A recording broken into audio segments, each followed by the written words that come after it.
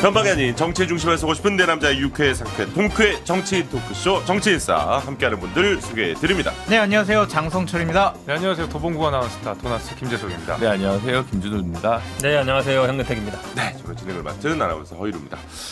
김재석 위원장이 이제 어제에 이어서 네. 우리 이제 고정 멤버로 오늘도 함께 하시게 됐습니다. 네, 감사합니다. 마치 그냥 고향에 온 것 같아요. 자연스러워. 네, 예, 자연스럽습니다. 다들 혹시 누리호 발사 장면 보셨습니까? 저는 못 봤어요. 네. 그때 MBC 방송 중이라서 지금 현근택 변호사님 앉아 계신 저 자리에서 네네네. 문자로 봤어요. 지금 누리호가 발사됐습니다. 성공했습니다.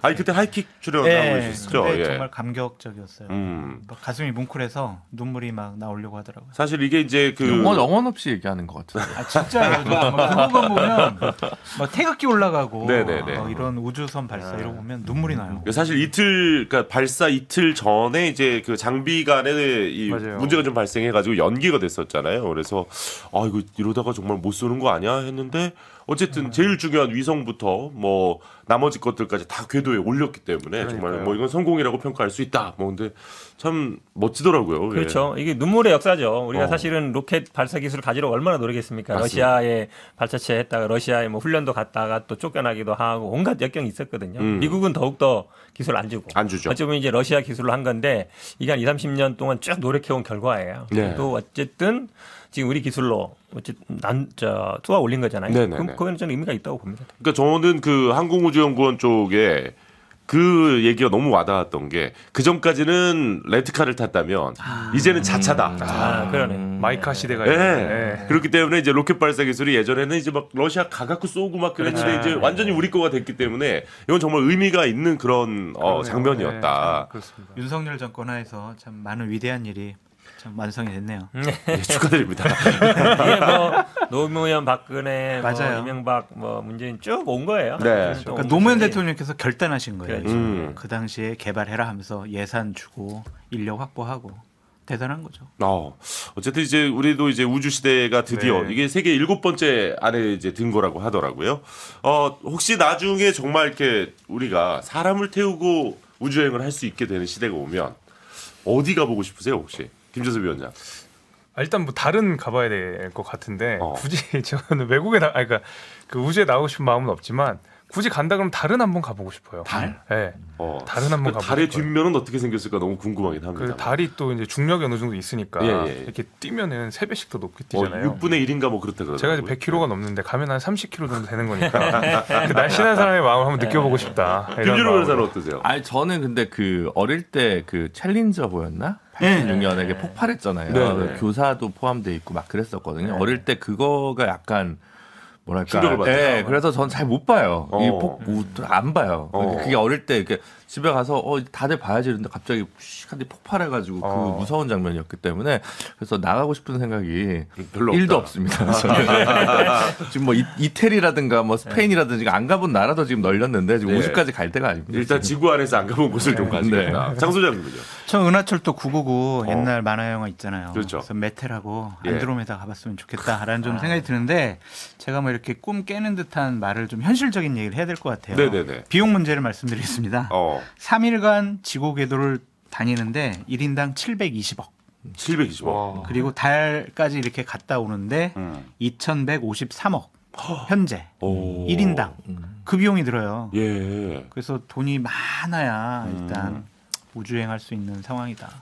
복권 당첨돼가지고 가거나 아니면 이제 선정돼가지고 네네네. 뽑는다 해가지고 가면 되지 않겠어요? 근데 돈도 돈인데 저희 같은 사람 가는 게 의미가 없고 여행. 아니 그게 그러니까 탄소를 낭비하는 거고 꼭 필요한 사람들만 필요한 목적으로 가야지 여행을 여행을 낭만적인 저는 얘기를 반대합니다. 해보려 그랬는데 죄송해요. 내가 이분들을 모시고 죄송해요. 무슨 얘기를 하나 싶고요. 그러니까 아니 기후위기 시대에 말이죠. 이게 좀 사실 최근에 정치권에 하도 좋은 소식이 없어서 오랜만에 좀 밝은 소식으로 출발을 해봤고요.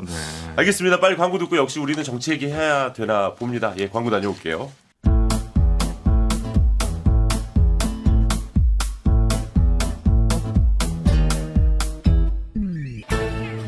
유쾌한 정치 토크쇼 정치인싸.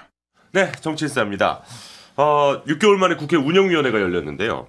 근데 여기서 이 강승규 시민사회 수석에 대한 이야기가 나왔습니다.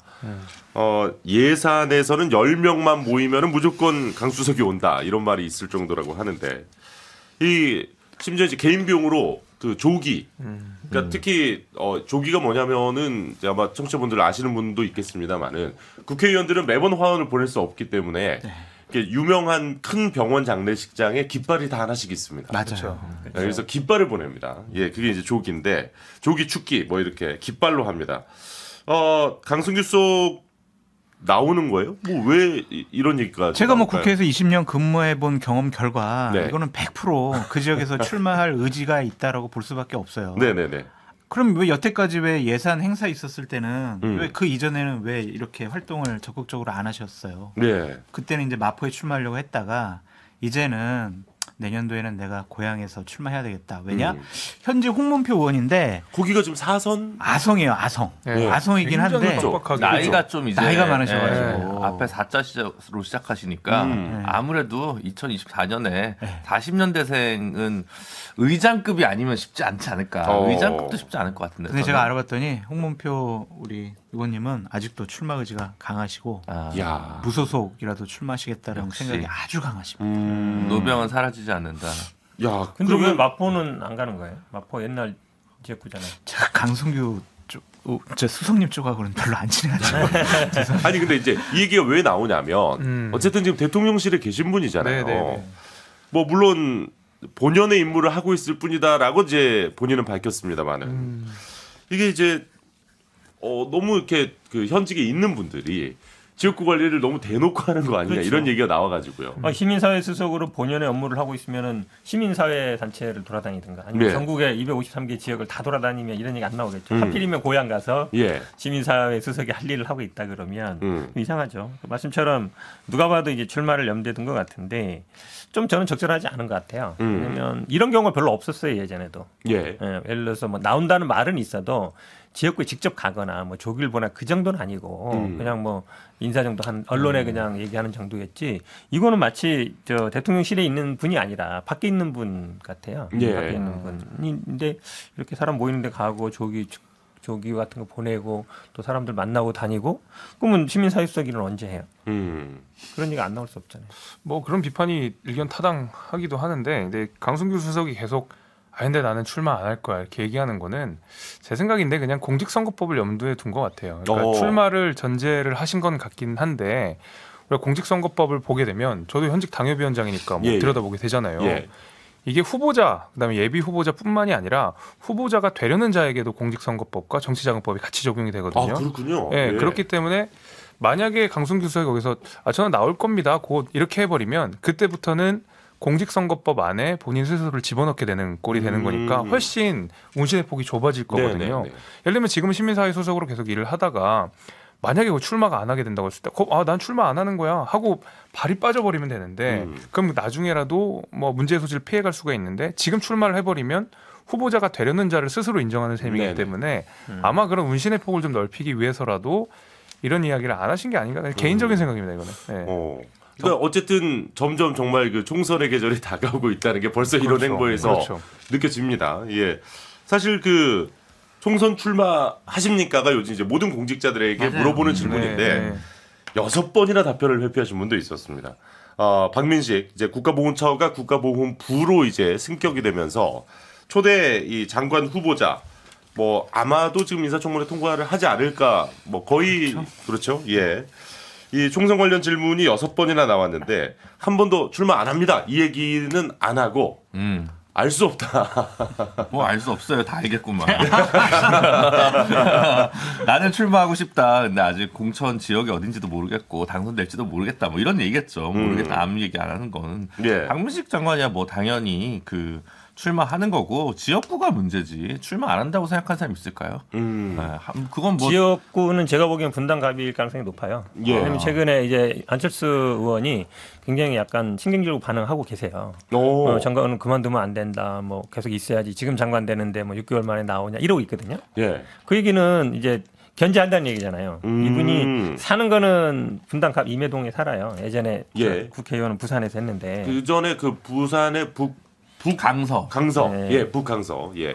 그래서 제가 보기에는 분당 갑을 염두에 두고 있는 것 같고 그러다 보니까 안철수 의원도 자꾸 견제, 예, 장관 그만두면 안 된다. 이제 장관 된 지 얼마 됐다고 그만두냐, 자꾸 이러는 것 같아요. 근데 이제 뭐 그거 사실 여부를 떠나서 만약에 이제 장관 게다가 이제 그 처에서 부로 승격한 초대 장관이 6개월 만에 공천을 핑계로 직을 놓는다. 이거에 대해서는 좀 어떻게 생각하세요, 내부는? 아니 근데 일단 보훈처 보훈처 뭐라고 해야 되지? 예전엔 처장이었고 지금 이제 보훈부 장관이 되는 거죠. 1년 동안 지금 뭐 일을 해왔고 음. 장관으로 승격되는 거기 때문에 대략 한 1년 6개월, 8개월 정도 뭐 그 일을 맡은 거잖아요. 예. 그래서 그냥 직함이 바뀌었다고 그래가지고 좀 무리가 있어라고 하는 것보다는 일단은 의지가 강해요.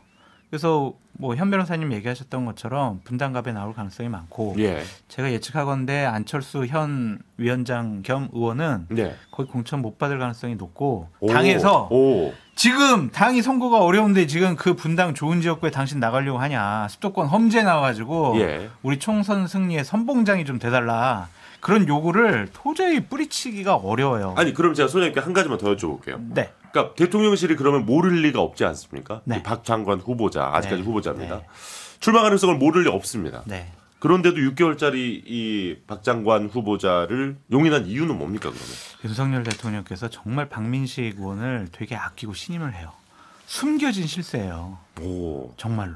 왜냐하면 캠프 있을 때도 정무실장인가 그걸 시켰어요. 예.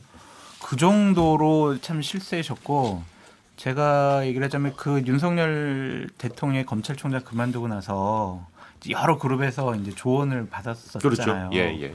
그 중에서 되게 이분 핵심이었다. 박민식, 예, 되게 핵심적으로 활동을. 오. 결국 하셨었죠. 검찰 출신이기는 하고 학교 선후배는 모르는데 아마 형동생 할 정도로 가깝다고 하는 거 보니까 많이 가까워요. 검찰 그러니까 안에 믿고. 저도 이제 네. 얘기를 들은 바에 가깝다고 의하면 하더라고요. 검사 시절 때도 이미 아셨다 그래요. 그래서 그 대통령과 박민식 처장이 이미 알고 있는 사이였기 때문에 실제로 캠프 초기 단계부터 박민식 처장이 그 당시에 캠프에서 활동을 했던 것도 사실입니다.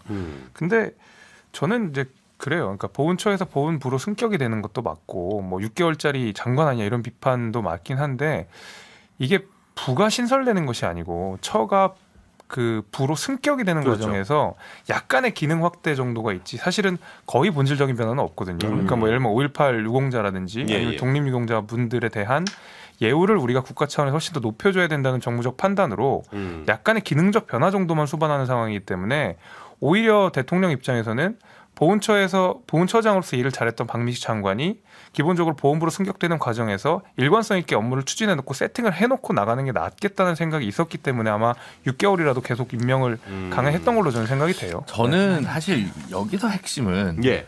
마포에서 국회의원을 지냈던 강순규 수석이 예산으로 가고 부산 강서갑에서 국회의원을 지낸 박민식 장관 후보자가 분당으로 간다는 거. 예. 국정 운영에 자신감과 충만함, 지지율 충만함이 원래 지역구에 가서 금이 환영해서 당선이 돼야지. 왜 더 유리한 데로 갑자기 이사를 가고 위장 전입을 하냐. 이 부분이 사실은 지금 핵심 포인트가 아닌가 싶거든요. 좀 자신이 없는 거예요. 전반적으로 나는 배지를 달아야겠고 네. 우리 정부가 잘하고 있다고 자신 있게 말 못하니까 유리한 데 가자. 이게 좀 씁쓸한 대목이 아닐까 싶습니다.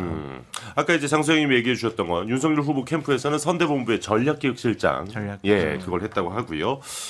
근데 이제 어쨌든 그 민주당에서는 총선 출마 여부도 뭐 이제 답하지 않았습니다만 뭐 흉악범 변호라든지 전관 예우, 전관 특혜로 저희는 이제 MBC에서는 표현을 하기로 했습니다. 이게 예우라는 표현이 안 좋아서 전관 특혜로 거액의 수임료를 벌어들였다. 또 이제 국회의원을 하면서 변호사 활동을 또 하셨더라고요. 그러니까요. 이분이. 네. 예. 그러니까 이런 여러 의혹을 제기하면서 좀 부적격하다라고 했습니다. 그래서 좀 대치가 되는 건가 했더니 또 그 인사청문 보고서 채택은 거부를 안 했어요. 이거는 좀 왜 이런 결정을 한 걸까요? 아마 이제 변호인인 건 그런 것 같습니다. 이제 변호인이 보통 법인에 하면 여러 명 올라가는데 우리 예. 이재명 저 대표 변호할 때도 변호사가 뭐 30명이다 막 이랬는데 보통 법인에서는 쭉 한 번에 올리거든요. 그럼 이제 그 다음에 이제 안 뺐을 수도 있는 것 같고, 그다음에 수임료 부분이나 아니면은 뭐 국회의원 하면서 그 법사위 같은 경우는 안 되게 돼 있잖아요. 그런 예. 건 어느 정도 좀 해명을 한 것 같고, 아마 가장 큰 이유는 이런 것 같아요. 이것도 저의 생각입니다만 이제 본처에서 보훈부로 승격하잖아요. 네. 처음으로. 네. 민주당도 동의한 거거든요.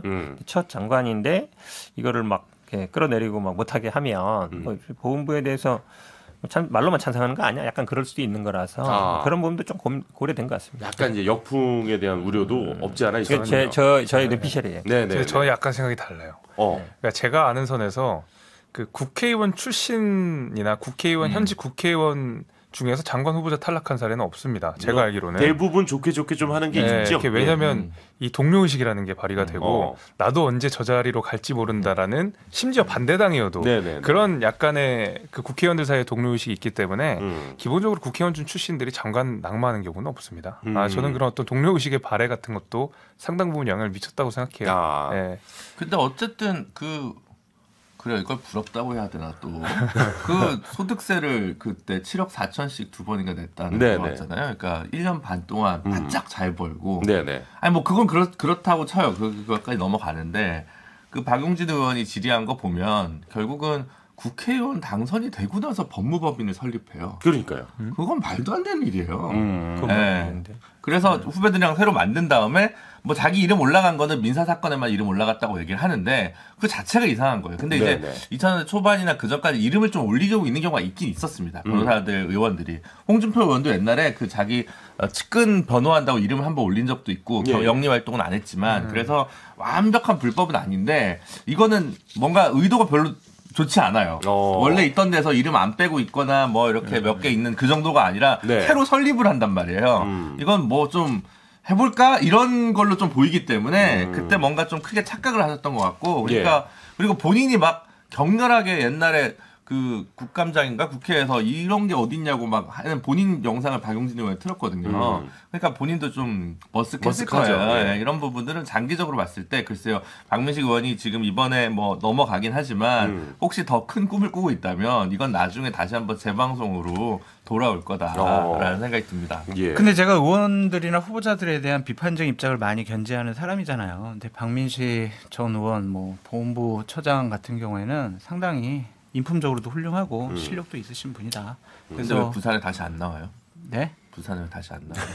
아니 그건 아직 정해지지 않았잖아요. 그래요? 그렇죠. 아직은 정해진 거 나와. 진짜로 그 박민식 처장은 당내 이제 두루 평가가 굉장히 좋으신 분이고 실제로 좀 그렇습니다. 강단이 좀 있는 분입니다. 그래요. 아니 근데 오늘 이제 뭐 제일 처음에 이제 그 강승규 수석부터 뭐 지금 박민식 보훈부 장관 후보자 얘기까지 나왔던 이유가 뭐 어떻게 보면 이제 지금 다른 공직에 있는 분들의 이제 총선 출마의 이 느낌을 아주 강하게 풍기는 분들 얘기를 하다가 지금 여기까지 온 건데 또 이런 보도가 최근에 있었습니다. 윤석열 대통령의 멘토로 알려진 멘토가 좀 많으시더라고요. 그 이종찬 전 국정원장 최근에 이제 부산, 울산, 경남 지역에 민주당 현역 국회의원을 영입하려 했다. 국힘으로 국민의힘으로 민주당 현역 의원을 영입하려고 했다. 이런 보도였습니다. 이게 PK 출신이니까 이게 재선 의원을 찾아보면 이제 뭐 박재호, 전재수, 최인호, 김두관, 김종호, 이상헌 뭐 이렇게 6분이더라고요. 그리고 또 이제 부산일보는 아예 그 이상헌 의원을 콕 집어서 보도하기도 했던데, 야 이게 민주당 입장에서 당연히 이제 노라고 얘기를 했지만 뭔가 조금 깨름칙한. 이거 후원회장 출신이라는 거잖아요. 이종찬 원장이 이상헌 의원에 나머지 분들은 완전 친노 뭐 이런 거기 때문에 갈 리가 없어요. 지금 여기 명단에. 그래서 이거는 뭐 그냥 그런 거고 어쨌든 그게 뭐 김한길 위원장이 됐든 이종찬 원장이 됐든 그 옆에 있는 대통령 옆에 있는 책사들 입장에서는 그런 고민을 하겠죠. 검사 일색이 아니어야 하는데 어디서 사람을 구할까? 사람을 널리 인재를 구해서 혁신 공천을 어느 정도는 해야 되는데 현역들 물갈이 해야 되는데 그런 정에서 보면 조금 뭐 중간지대나 민주당 출신에 있는 사람들도 어디 없을까라는 아이디어 정도를 하는 거겠지. 이걸 구체적인 어떤 정계 개편 시나리오라고 보기는 좀 어렵겠지. 이것도 국민의 입장에서 좀 봐주셔야 되는데.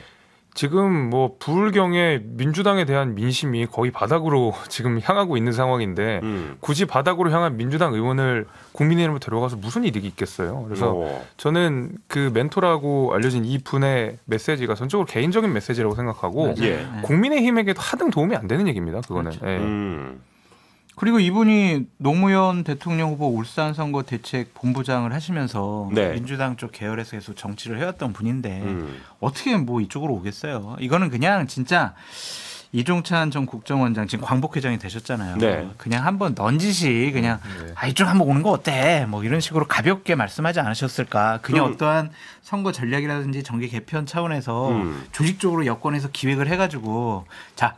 이상원 의원 같은 경우는 이종찬 전 의원님이 좀 맡아주세요. 이런 건 아니다. 그냥 뭐 만난 자리에서 가볍게. 그럼 약간 본인의 몸값 올리기 위한 그런 전략이라고 봐야 됩니까? 이종찬 원장님이요?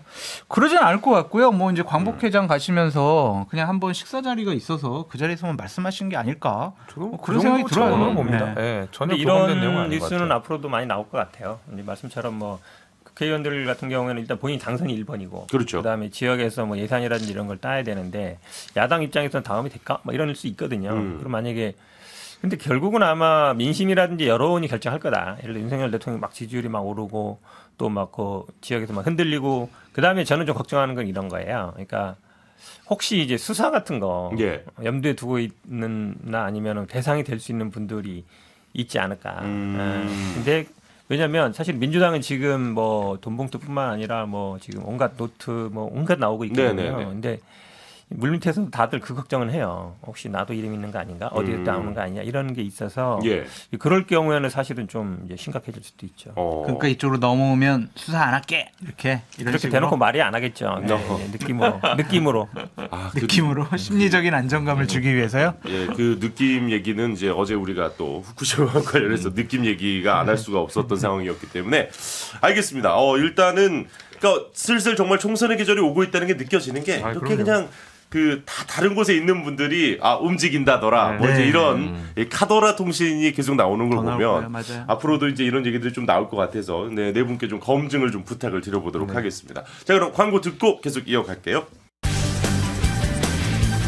지금 여러분께서는 유쾌한 정치 토크쇼 정치 인싸를 듣고 계십니다. 네, 정치인싸입니다. 이번 주에는 또 노무현 전 대통령의 추도식이 있었습니다. 뭐 봉화마을에서 늘 이제 매년 해왔던 행사인데요. 이게 몇 년 전만 해도 여당 대표, 그러니까 지금의 여당 대표들은 좀 환영을 받지 못했던 행사인데 계속해서 참여를 하고 있는 모습을 볼 수가 있었고요. 뭐 또 이제 오늘은 이번에는 이제 여야 대표가 이제 노무현 정신을 다 얘기를 했는데 이게 좀 같은 표현인데 너무 생각하는 게 다르지 않냐 이런 얘기들이 있었습니다. 혹시 네 분은 이번에 이제 봉화마을에서 있었던 행사 어떻게 보셨는지 궁금합니다. 근데 그 자리에 많은 여야 정치인들이 모여가지고 노무현 정신을 기렸다라는 것만으로도 상당히 좀 정치적으로 의미가 있다라고 좀 말씀을 드리고요. 그냥 서로 자기 자신들의 입장에 따라서 해석을 하긴 나름인데 저는 반칙과 특권을 배척하고 지방균형 발전 그리고 진영을 떠나서 국익을 위한 그런 결단을 하신 부분들은 저는 보수파 쪽에서 계속 정치적인 활동을 해왔지만 인정하고 존경스러울 수밖에 없다라고 말씀을 드리고요. 이용하지 않았으면 좋겠어요. 전직 대통령을. 네네. 그냥 그분 시대에 우리가 그래도 5년 동안 살았잖아요. 진영을 떠나서. 관은 교훈으로 남겨두고 공을 우리가 많이 좀 생각을 함으로써 좀 나라의 지도자들에 대한 존경심들이 좀 계속 있었으면 좋겠어요. 현직에 있을 때는 너무 다른 반응 아니셨나요? 맞아요. 그 당시에는요. 저는 국민의힘 쪽에 있었는데 예. 제가 길거리 가다 넘어져도 에이 이거 노무현 때문이야 막 이제 이랬었거든요. 비 와도 노무현 대통령 때문이고 눈 와도 노무현 대통령 때문이고 당시 그랬는데 당시에 지지율이 낮았었잖아요. 마지막에는. 그랬죠. 저희가 비판하자면 뭐 한두 시간 충분히 할 수 있어요. 그럼에도 불구하고 이제 돌아가신 분이고 대통령을 역임하셨으니까 우리가 이제 그런 비판은 좀 무의미하다라고 말씀드려요.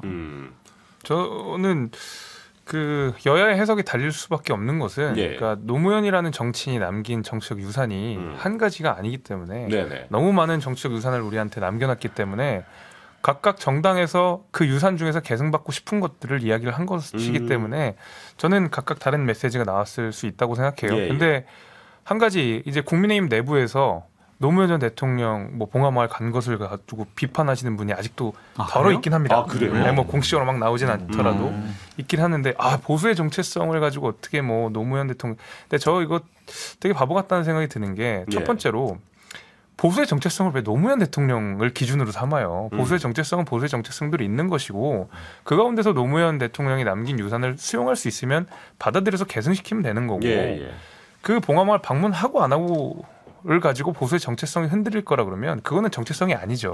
그런 의미에서 전직 대통령으로서 노무현 대통령을 충분히 우리 당으로서 예우하고 존경하고 받을 건 받았으면 좋겠다는 생각을 그럼요. 합니다. 네. 김준호 변호사님 어떻게 보셨어요? 네, 그쵸. 뭐 저는 눈여겨본 장면은 다른 건 아니고 그 김경수 전 지사가 예. SNS를 이번에 새로 올렸어요. 출소하고 처음으로 외국을 이제 간다고 하는 것 같은데 이제 만약에 김경수 지사가 사면이 됐으면 예. 예, 민주당은 또 내년 총선에 어떻게 흘러갔을까라는 이제 그런 뭐 가정법 이런 게 예, 좀 예. 궁금해지는 부분이 사실 저의 뭐랄까 경박한 저로서는 그게 제일 관심사. 아니 좀 순수하게 생각하세요 좀. 아 왜요? 아니 친노의 정치적 마지막 유산을 담지할 수 있는 사람은 김경수 지사가 마지막일 것 같아서 그런 그렇게 얘기하면 나 생각이 좀 진짜 많이 비판 안 할 들었습니다. 수가밖에 없어. 아니 뭐 저는 상관없잖아요. 대통령 선거에 있어서 댓글 조작을 통해서 국민들의 민심을 뭐 다르게 반영하려고 했던 그 모습은 노무현 정신과는 정말 다른 모습이에요. 그렇죠. 뭐 사실 제 입장에서는 그런 거에 어떤 부대 효과로 결국 노회찬 의원이 돌아가시게 되는 그 어떤 풍선 효과까지 있었기 때문에 사실 뭐 저로서 좋은 건 아니지만 정무적인 면에서 보면 어쨌든 간에 노무현이란 정치적 유산을 자신의 정치적 자산으로 삼을 수 있는 마지막 대선 주자급이 있다면 그건 뭐 김경수 지사 정도가 아닐까라는 것도 냉정한 현실이니까. 예. 네, 그렇습니다. 현 변호사님 어떻게 보셨어요? 뭐 저는 뭐 우리 야당 인사들이 참여하는 거 당연한 것이고요. 예, 예. 근데 이제 여당에서 김기현 대표가 자기가 원내대표 때도 참가했다 그러고 이번에 참가했다고는 뭐 잘했다고 봅니다. 네. 그리고 또 이렇게 참가해서 이재명 대표랑 같이 얘기하다 보니까 또 뭐 대화도 그렇죠. 얘기하고 오고 한 거고 네. 그게 사실은 어찌 보면 협치거든요. 그러니까 그럼요. 대통령 안 만나면 여야 당대표라도 만나고 만나려면 사실은 이렇게 행사장 같은 데서 한번 우연스럽게 자연스럽게 보면 슥 지나가다가 그렇죠. 이렇게 악수하는 게 사실 자연스럽게 제일 보는 좋죠. 게 편하죠. 예, 예. 왜냐하면 뭐 억지로 시간 내서 만나면 맞아요. 어려우니까 예. 그런 어떤 협치의 계기도 되는 것 같고 저는 뭐 좋아 보입니다. 그렇습니다. 저도 뭐 이제 노무현 전 대통령을 생각하면 그 전작권 회수 이슈가 제일 많이 좀 크게 떠오르는 게 네. 자주 국방에 대해서 워낙 또 강한 의견을 갖고 계셨기 때문에 참 연설을 정말 잘하셨었어요. 그죠? 맞아요. 예. 좋습니다. 예, 노무현 전 대통령 추도식 이야기까지 좀 나눠봤고요.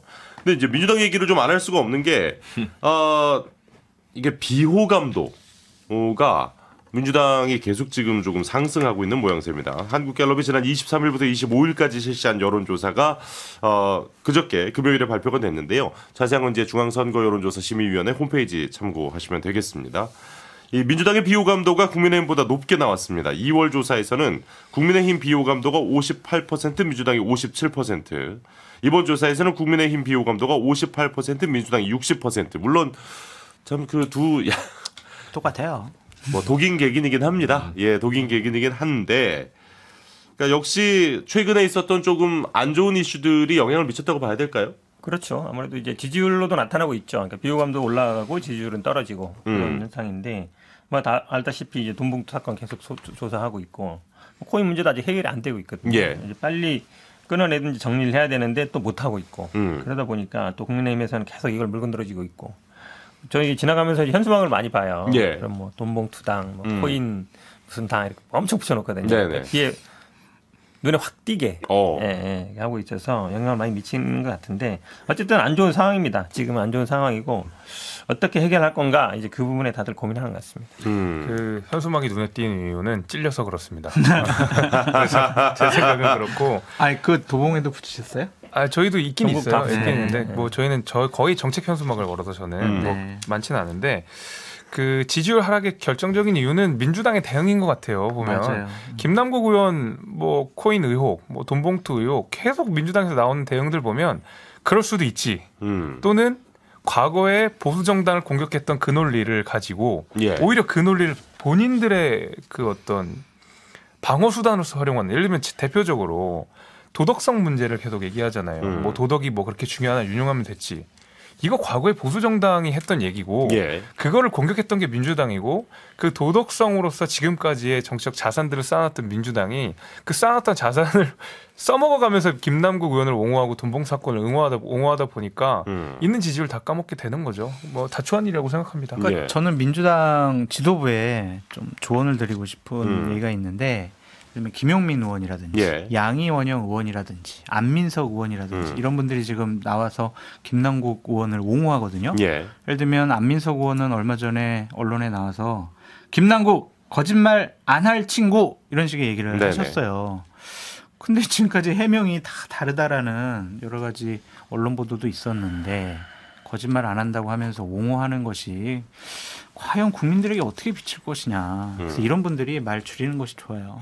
그러니까 어쨌든 이미 벌어진 사건보다는 그것에 대한 대응이 문제였다고 그렇죠. 대응이 생각하시는군요. 문제. 정확한 지적이세요. 옆에서 현근택 변호사님 깊은 한숨을 쉬시는데 제가 김준우 변호사님은 어떻게 보셨어요? 뭐 이게 자업자득이죠. 쉽게 얘기하면. 네. 그러니까 근데 저는 뭐 계속 좀 반복해서 말씀드리는 게 그 사건 사고가 터지는 거는 예. 뭐 부득이하다고 치고 부득이한 건 아니지만 그러니까 그럴 수 있다. 그러니까 일어났으니까 예, 예, 어떻게 되돌릴 수 없으니까 비가역적인 순간이 왔는데 여기에 대한 대응 방안에서의 미숙함이 이걸 더 키우는 것 같다라는 생각인 거고 예. 지난주에도 말씀드린 것 같은데 그러니까 김남국 의원 사태를 마주하면서 민주당 혹은 이재명 대표가 보여주는 그 대처가 좀 역동적이지 못하고 사이다 이재명이 사라지고 그러니까 본인 이슈로 위축된 거는 알겠는데 이런 문제에서까지도 되게 주춤하는 모습을 보이기 때문에 오히려 이재명 다음을 사라지게 하면서 민주당의 비호감도까지 더 키우는 거 아닌가라는 생각이 듭니다. 제가 뭐 이재명 대표 지금 뭐 퇴진해야 된다 이렇게 얘기하는 게 아니라 이재명 예. 대표가 그 불안한 리더십을 유지하려면 다른 의제에서 뭔가 좀 제대로 된 그 개혁적인 혁신적인 모습을 보여줘야 되는데 그러지 못하고 있는 거 굉장히 뼈아프지 않나 싶습니다. 그러니까 그렇다 보니까 이제 민주당의 그 새 혁신기구 얘기가 계속 나오고 있는데 그 사실 현근택 변호사께서는 대의원제에 대해서 아주 강하게 반대하시는 입장을 늘 견지해 오셨잖아요. 네. 그렇다 보니까 근데 왜 새 혁신기구 구성 얘기, 뭐 위원장 인선이라든지 이런 얘기가 별로 안 들리는 것 같습니다. 이게 사실 빨리 해야 되는데 저도 뭐 빨리 하자고 계속 주장하고 있고 근데 이게 당내 논란이 많은 것 같습니다. 그러니까 뭐 대의원제 사실은 뭐 돈봉투 사건이 왜 벌어졌는지 저는 대의원제 때문이라고 보는 사람이에요. 예. 왜냐하면 대의원이 한 표가 57표고 그다음 투표율은 2배니까 한 117표 효과가 있거든요. 예. 대의원 40명인데 지역위원장이 다 임명하는 방식이죠. 그러면 사실은 국민의힘도 예전에는 다 그랬어요. 근데 국민의힘은 대의원은 1인 1표거든요. 그런 거 없어졌잖아요. 네. 그렇게 바꿔야 되는데 이게 된 이제 논란은 많은 것 같습니다. 근데 혁신위는 결국은 이게 혁신위를 만들면 어느 정도 할 거냐 이게 문제예요. 지금 그렇죠. 그 전에 이제 장경태 의원이 만든 혁신위가 있었거든요. 그때도 뭐 다 나왔어요. 예, 1.1도 나오고 삼선 추가 금지도 나오고 다 나왔는데 그냥 묻혀버렸어요. 그것도 공개도 안 되고 예. 당원들한테. 그러다 보니까 그럼 있는 거라도 제대로 좀 하고 그 다음에 만들자 이런 얘기 있습니다. 근데 지금 뭐 어떻게 만들 거냐, 권한 어디까지 둘 거냐, 누구로 할 거냐 여러 가지 뭐 논란은 많아요. 그렇죠. 이제 어디까지 할 거냐도 중요하고 위원장을 누굴 세울 거냐도 중요한데 사실 이제 위원장을 보면 그 기구의 이제 방향이라든지 성향 같은 게 나오기 때문에 위원장이 중요한 거 아니겠습니까? 뭐 안민석 의원은 이탄희 의원 얘기 뭐 이렇게 하시던데요? 네, 이탄희 의원도 뭐 훌륭하죠. 굉장히 중립적이고 이런데 근데 이제 저는 개인적인 의견입니다. 개인적인 의견은 혁신위원장을 외부에서 하는 게 낫다라고 봐요. 우리 2015년에 문재인 대표 시절에 이제 김상곤 혁신위를 많이 얘기하는 분들이 많습니다. 예. 그때도 혁신위원장뿐만 아니라 위원들이 대부분 외부 인사였어요. 아무래도 그 당내 특히 현역 의원이 들어가게 되면 예. 이게 결국은 지금 권한 문제 얘기하지만 모든 사람들의 관심은 권한 내려놔라 다 넘겨라 하지만 결론은 하나예요. 공천권. 예. 공천권을 누가 행사할 거냐. 그렇죠. 정권을 넘기라는 분들은 공천권 행사하지 말라는 거고. 그렇죠, 그렇죠. 그거잖아요. 예, 혁신위로 예, 넘겨서 혁신위로 하라는 거고. 아니다. 그거 아니다라는 분 당대표가 할 거다. 당대표 공천 해라 마라. 예. 공천권 내려놔라 하지 말아라. 2015년에도 얼마나 말이 많았어요. 김한길, 안철수 그래가지고 공천권 내려놔라 그만두러 나가려는데 끝까지 버텨가지고 나중에 이제 비대위로 갔었는데 이제 그런 과정이다 되다 보니까 이게 결국은 공천을 어떻게 할 거냐 문제와 연결되면 현역 의원들이 민감할 수밖에 없어요. 그렇죠. 예. 그러니까 굉장히 어려움이 있죠. 야, 이게 그러니까 어쨌든 정말 시즌이 슬슬 오고 있다는 게 모든 주제가 이렇게 멀리 가다가도 결국은 이제 공천 이렇게 되는 걸 보면 와 닿습니다. 예. 그 혁신위원장은요. 네. 출마하지 않을 사람, 정치 안 할 사람 그 사람을 시켜야 돼요. 그래야 기득권과 아니면 자기 이익에 벗어난 그러한 결정을 할 수가 있다라고 그러니까 나는 안 나갈 거니까 이렇게 네. 해라고 얘기할 수 마음을 있어야 푹 된다는 내려놔야 말씀이죠. 돼요. 예. 그렇죠. 그래야 이제 객관적으로 공정하게 할 수가 있다라고 말씀드리고 또한 이제 혁신위원장 하려면은요. 아 그래 그분이 됐구나 이런 반응 나오는 순간 실패해요. 예, 예. 정말 그 사람이 이래야 성공하는 거예요. 그렇다면 결국에는 상대 진영에 있던 분을 혁신위원장으로 모셔와야 민주당 혁신은 성공할 수 있지. 같은 진영 내에서 인연이 다 있잖아요. 예. 그런 분들 모셔봤자 소용이 없고 저는 민주당 혁신위원장으로 딱 한번 추천하고 싶은 분이 있습니다. 누구요? 이재호 국민의힘 상임고문이요. 예. 말이 안 되는 얘기. 야, 이재호 상임고문이 일단 가실까부터가 그 당의 상임 고문인데 아니 일단 내놓을 안 가시는데 예를 들면 그 정도로 정치 안 하고 오. 좀 예전에 경험이 많고 그리고 이제 본인 욕심이 좀 없는 분 그리고 상대 진영에 있는 분 그런 분으로 좀 생각해 보시라. 저도 혁신위원이라는 걸 해봤는데 예. 이게 권한이 어떻게 있느냐가부터 출발하는 거예요. 그렇죠. 권한이 이제 어느 정도 있느냐가 이제 사람이 중요한 게 저는 아니라고 생각하거든요. 그럼 예를 들어 혁신위를 문재인 대표가 당시에 김상곤 비대위한테 전적으로 줘가지고 지금 민주당을 그토록 발목 잡는 기소만 돼도 네네. 저거 당원 징계하고 80조? 예, 그것도 그때 만들어진 당원 거잖아요. 80조. 그러니까 이제 그만큼 전권을 주느냐 아니면 무늬만 혁신이냐 거기에 따라 되게 달라지는 거고 특히 그 그러니까 총선 전에 있는 혁신이면 공천 룰에 대해서 그러면 여기서 있는 것대로 찬반 투표를 하겠다라는 정도로 최소한 그리고 이거를 부결시켰을 경우 당이 내상을 입을 정도의 그 정도의 권한을 내려놓는 거냐 아니면 좋은 안 만들어주세요 이거 정도 되느냐에 따라서 혁신의 성패가 제일 가는 건데 지금 그렇게 안 줄 것 같아요. 예. 혁신이 주고 싶어하지 않을 것 같아요. 그런 그 지금 방금 얘기하신 내용이 양희원 의원 같은 경우는 이제 그 얘기를 했죠. 그러니까 선출직이 있고 임명직이 있는데 이 혁신위는 임명직이니까 임명직의 권한이 선출직의 권한을 넘을 수는 없다. 이제 지금 딱 김준호 변호사님 얘기하신. 그거는 정말 그 양희원 의원이 하나만 한 소리를 하시는 거고요. 예. 그렇게 따면 당내에 있는 모든 임명직 조직에 다 구속력이 없어야 되죠. 그러니까 본인의 공천 때문에 그렇게 말씀을 하신 것 같고. 혁신위원회가 근데 저는 그 민주당에서 만든다고 하더라도 그 효과를 의심하게 되는 것이 기본적으로 혁신위원회의 역할들이 늘 그랬습니다. 바로 저번 주까지 이 자리에 앉았던 천하람 위원장이 네. 국민의힘 혁신위원이었잖아요. 근데 그 당시 제가 그 최재형 원장이 위원장이었고 혁신안들을 많이 만들어냈는데 지도부가 바뀌면서 제가 알기로 거의 유형무가 됐습니다. 그러니까 혁신위원회라고 하는 것이 만들어지고 그것을 얼만큼 후속 지도부가 존중을 하느냐. 예를 들면 이재명 대표가 내려가고 비대위에 간다는 얘기 많은데 비대위가 과연 이 혁신위안을 받을 것이냐 말 것이냐 여기서 한 가지 논란이 있을 수가 있고요. 예. 결국 또 공천관리위원회에서 혁신위안을 뒤집을 수 있습니다. 항상 선거가 그랬었어요. 공직선거를 하다 보면 선거 룰을 정하는 위원회가 따로 있고 또 그 선거 관리를 하는 위원회가 따로 있는데 예. 그 가운데서 많이 바뀌고 뒤집어지고 이래요. 그래서 지금 혁신위를 꺼낸 것은 당내에 있는 여러 가지 위기를 타개하기 위한 하나의 수단인 걸로 보이는 이유가 아직까지 총선이 많이 남았고 혁신위의 권한이나 역할이나 존속 기간이 전혀 정해지지 않았기 때문에 예. 아마 이것도 유야무야 끝나고 말 겁니다. 김재소 위원장님이 정말 정확한 지적을 해주셨는데 혁신위가 자문기구 역할로 끝이면은요 무의미해요. 그렇죠. 결정기구 같은 권한을 줘야지 야. 여러 가지로 힘을 발휘할 수 아니 있거든요. 근데 지금까지 혁신위가 이 정도로 지금 방금 말씀하신 정도로 결정 권한이 있었던 혁신위가 있었나요? 아니 없어요. 없는데 지금 없었어요. 민주당이 되게 위기 상황이고 비상 상황이니까 그 정도의 좀 다른 발상의 전환이 좀 필요하다고 말씀을 드리고 김상곤 비대위 하나만 더 얘기할게요. 혁신이었죠. 그때. 그러니까 이번 혁신위를 구성을 하게 되면은 예. 공관위 역할까지 해달라고 하면은 여기 그렇지. 힘이 빡 실려요. 그러니까 공천 관리까지 맞아요. 그쪽에게 네. 이 위임을 혁신위가 다 하면. 한다. 그러면 근데 저 어떻게 보이냐면 네. 비대위를 막기 위한 혁신위로 보이는 거예요. 그렇게 이재명 보여요. 리더십을 맞아요, 맞아요. 끝까지 총선까지 끌고 가고 싶은. 맞아요, 그러니까 맞아요. 솔직하게 우리 다 얘기를 안 해요. 네. 사실 맞아요. 목적은 저는 그거라고 보이고. 네. 그러니까 이게 그래서 더 그렇게 될지 아니면 어떤 분들은 결국은 이재명 대표의 리스크 때문에 이 체제만으로는 선거를 치를 수 없지 않느냐. 공동선대위원장급으로 누가 있어야 되지 않냐 이렇게 나올 텐데 그때까지 어떻게 될지 모르는 상황에서 혁신위가 진짜 뭘 할 수 있을까? 아니면 이재명 대표가 진짜 많은 걸 내려놓고 되게 다른 사람 그러니까 다른 계파하고 민주당에서 모두 인정할 만한 누구에게 맡기고 정권을 위임하겠다. 이 안을 가지고 전당대회든 정책 당대회든 뭘 해가지고 찬반을 붙이고 나는 무조건 이거를 찬성 입장을 내겠다. 예. 이 정도의 강고한 시그널을 준 다음에 당내에서라면 예를 들면 유인태 의원이나 이런 분들을 혁신위원장으로 쓰지 않는 한 예. 힘 못 받을 겁니다. 한 가지만 더 네. 말씀드릴게요. 그리고 현 변호사님 말씀하시면 좋겠는데 혁신위를 해가지고 뭘 그렇게 크게 변화시키거나 개혁하거나 뭐 새로운 안 그거 만들 생각하지 마세요.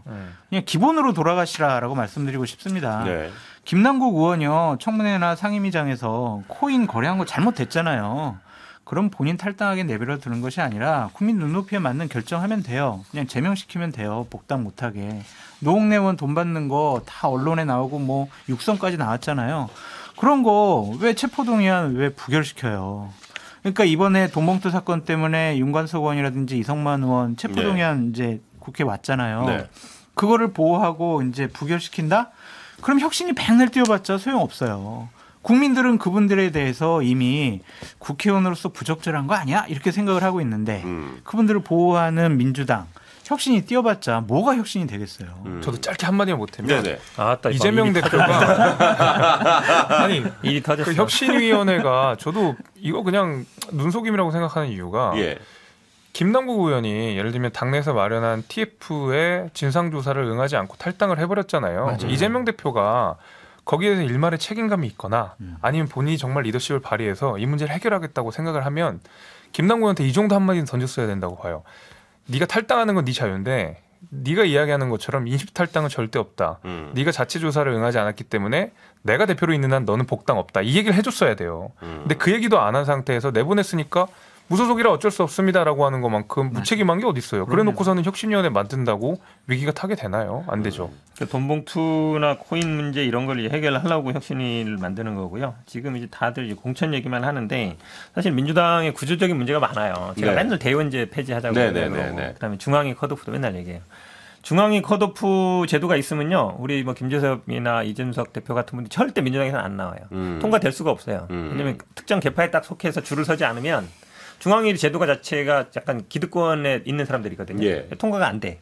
그다음에 우리 당 같은 경우에는 선출직 그 평가를 하는데 그 공개를 안 해요. 예. 굉장히 그렇게 해결해야 될 문제가 굉장히 많습니다. 그러니까 하위 컷오프 대상자에게 알리지 않는다. 본인한테만 알리고 그렇죠. 공개하지 외부적으로 않는다. 공개 그 안 해요. 말씀이시고요. 그다음에 사실은 우리 당에 또 가진 문제 이거는 저도 계속 얘기하는 건데, 그러니까 대선 후보 선출할 때 선거인단 모집을 해요. 지금도 네, 네. 굉장히 이게 시간과 비용이 많이 들어가거든요.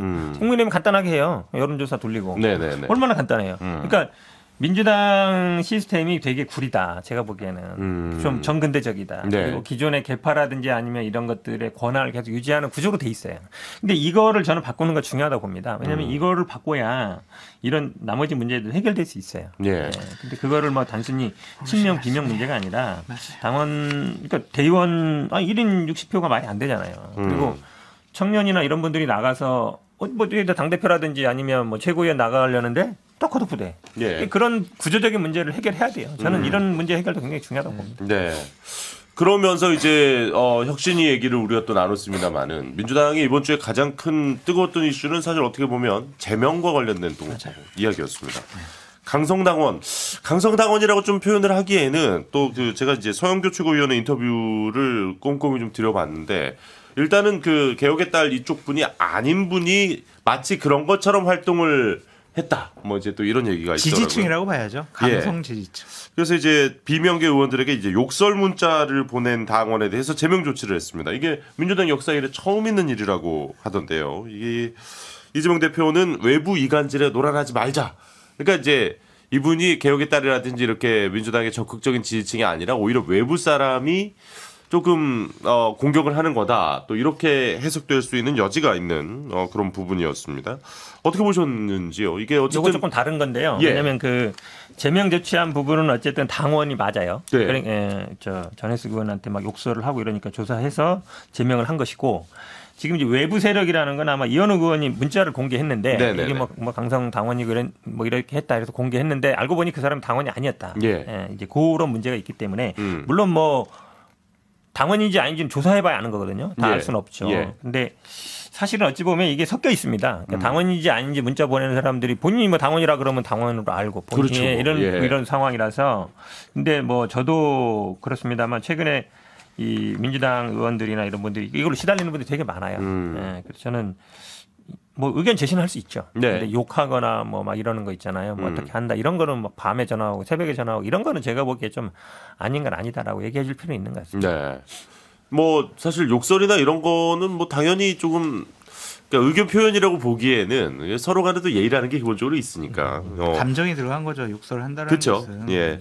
그래서 저는 절대 안 믿는 말이 제가 팬인데로 시작하는 말은 안 절대 믿어요? 믿지 않습니다. 오. 예. 그러니까 그 비판이 아니라 비난을 하시는 분들이 대부분 앞에 시작을 할 때 내가 워낙 좋아해서 하는 말인데라고 시작하시는 경우가 되게 많거든요. 저는 그건 진실이 아니라고 생각하거든요. 제가 얼마 전에 허위로 만세한 것도 안 믿으셨어요? 아, 그건 안 믿죠. 안 믿어요? 아니, 그래서 일단 어떻게 보시는지 사실 제명이라는 건 당원 제명은 사실 이렇게 자주 있는 일들은 대부분 아니니까요. 예. 그러니까 욕설은 문제가 되죠. 이것은 비판의 한도를 넘어선 거다라고 볼 수밖에 없고요. 저는 이재명 당대표의 이중 플레이가 문제다라고 말씀을 드리고. 뭐 그럼 또 깔때기는 또 이재명이야. 모든 얘기하면 깔때기는 아니 이재명. 당대표잖아요. 일단 얘기해 주세요. 그리고 예. 이간질이라는 단어를 쓰신 것도 전 상당히 부적절하다고 보여집니다. 그럼요. 예. 그러니까 이간질이라는 거는 상대 진영에 있는 사람이 그냥 나 안 그런 척하면서 그냥 서로를 이렇게 좀 갈라놓으려고 하는 거다라는 건데 어쨌든 이원우 의원에게 그런 문자를 보낸 분도 예. 일단은 민주당을 지지하는 분이라는 것은 알려져 있으니까 당대표에 비해서 이간질이라는 표현은 좀 너무 저급하지 않았느냐는 좀 생각이 들고 이재명 당대표의 이중 플레이는 문제예요. 네. 그러니까 아유 강성 지지층 분들 이거 저 이렇게 너무 많이 비판하지 마시고 좀 자제하세요 라고 하셔놓고 이제 어떤 행사장 가서는 수박을 드셨거든요. 그러니까 이제 강성 지지층에서는 자 우리 당대표는 자제하라고 했지만 수박을 드신 것은 우리에게 지금 그 얘기 우리 안 계실 때 지난주에 다 한 얘기니까. 아니 모내기 가서 새참으로 나온 수박 먹는데 뭐 그것까지 시비를 걸어요. 지금 딱 가보세요. 안 가봤죠? 지금 가면 다 막걸리 그다음에 수박 나와요. 그 얘기는 네. 장 소장님 지난주에 안 너무하는 거 아니에요? 오셨으니까 아니, 여기서 그리고 제가 끊겠습니다. 성철이 형이 하도 이제 모내기 안 보수 나가- 참칭, 모내기 안 가본 거예요. 내부 총재 이런 얘기를 너무 많이 그 아니, 이게 당하셔가지고 다른 의미로 받아들일 수가 있다니까 다른 신호로. 그래가지고 아마 사실은 수박을 공격하라는 의미다. 그렇게 얘기하실 수 있고. 아니 수박을 주는데 안 먹어. 아니 요즘 아이고 이거 공영방송에서 라디오 진행도 하시는 분이 지금 그렇게 얘기하면 아니 오해 어떡해요. 받을 수 있으니까 나는 수박은 안 먹겠다. 딱 이렇게 정치적으로 내놓는 대로 안 그게 이제 먹는다고? 제가 이 왜냐면- 얘기를 듣자마자 알겠습니다. 그냥 광고 듣는 게 낫겠다. 아, 예, 그러시죠. 광고 듣겠습니다. 예, 예. 네, 정치인싸 벌써 마무리할 시간이 됐습니다. 오늘 참 이렇게 정말 기분 좋은 누리호 발사 성공으로 시작을 했지만 역시 또 이번 주에도 정치권에 그렇게 썩 좋은 소식이 없어서 좀 아쉬운 한 주였던 것 같습니다. 다음 주에는 좀 우리가 웃으면서 얘기할 거리가 좀 더 많아지길 바라면서 안 될 것 같아요. 늘 희망은 또 우리가 가져야 되니까. 예. 또 네 분 함께해 주셨습니다. 고생 많으셨고요. 우리 다음 주에 뵙겠습니다. 수고하셨습니다. 감사합니다.